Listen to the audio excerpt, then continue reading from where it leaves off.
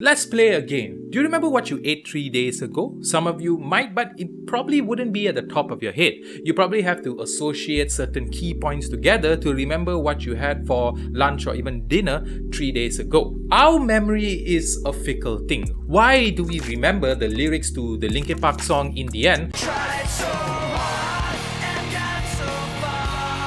but not what we had for lunch or dinner 3 days ago?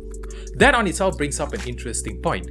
Why song lyrics and not our school work or even office work?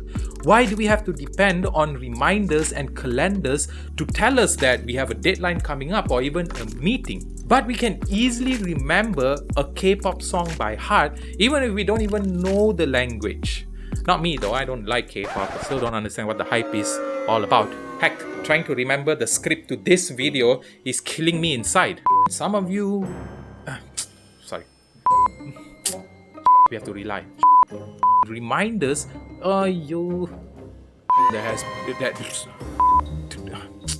To remember. See, this is the problem. But there's a very good explanation for that, and that reason is rhythm. Here's a simple test. Try singing a recent song without it playing in the background. Then play it in the background and try to sing the song again.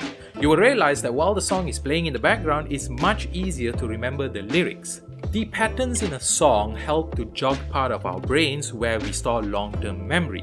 At the same time, most songs have a fixed pattern to it, and that being the intro, the verse, chorus, bridge, and outro. And that makes songs predictable.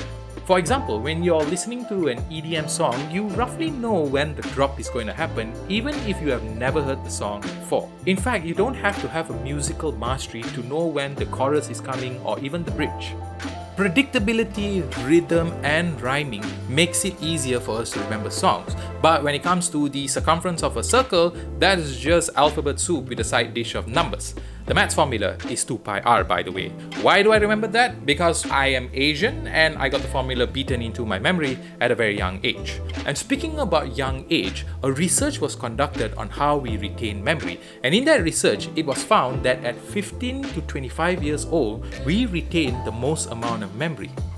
And that's because it was a specific time in our life where our identity was forming.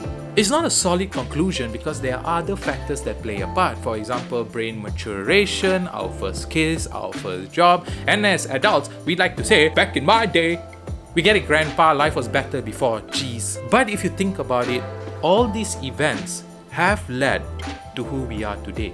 Losing our memories, forgetting events are just some of the things that the human body will go through at a later age.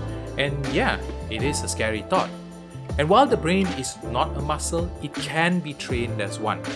Reading, writing, doing puzzles, listening to music, and even playing video games can contribute to a stronger brain, which in turn will stop it from deteriorating quickly over the years. So, with that out of the way, do you remember what you had for dinner 3 days ago?